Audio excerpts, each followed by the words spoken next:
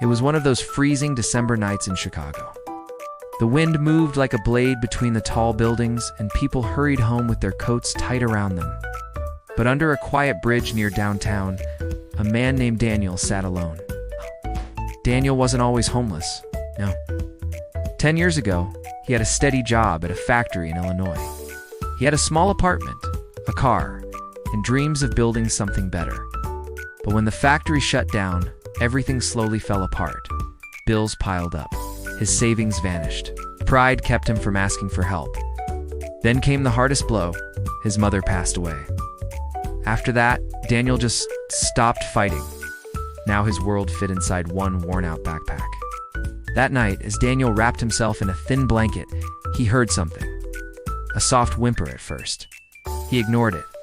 The city had many strange sounds at night, but then it came again.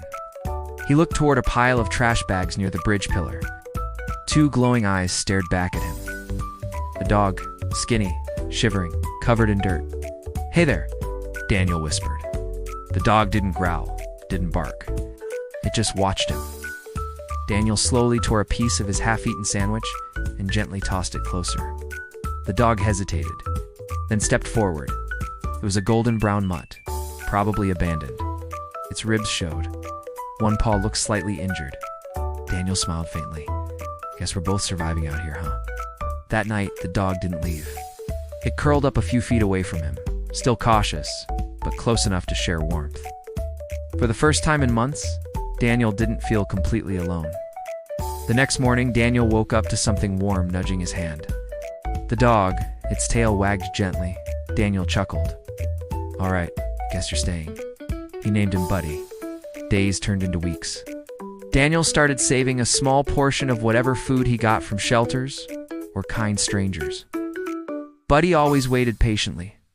If Daniel had nothing, Buddy didn't complain. But something strange began to happen. People noticed. Daniel sat outside a grocery store with Buddy beside him. Passersby stopped more often. A woman knelt down to pet Buddy and handed Daniel a coffee. A college student gave him a sandwich for both of you.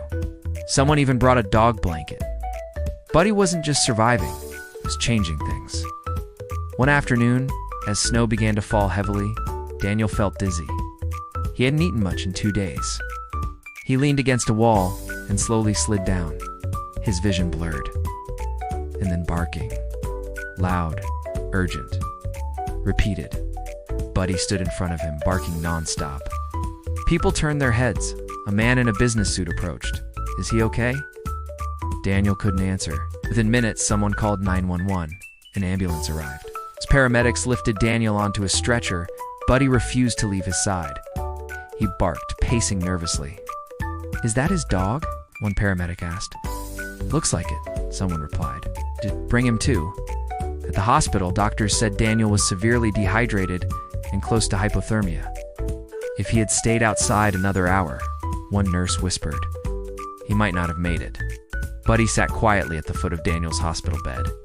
When Daniel finally opened his eyes, the first thing he saw was Buddy. Tears rolled down his cheeks. "You saved me, didn't you?" it whispered. Buddy wagged his tail. But the story didn't end there. The businessman who had helped that day posted a photo online. It showed Daniel on the stretcher, Buddy standing guard beside him. The caption read, "This homeless man's dog refused to let him die tonight. Chicago, we can do better." The post went viral. Within days, donations poured in. Local news picked up the story. An animal rescue group offered free vet care for Buddy. A nonprofit offered Daniel temporary housing. A week later, Daniel walked out of the hospital, not back to the bridge, but to a small transitional apartment. He had clean clothes, a warm bed, and Buddy trotting beside him. For the first time in years, Daniel felt something unfamiliar. Hope. Months passed.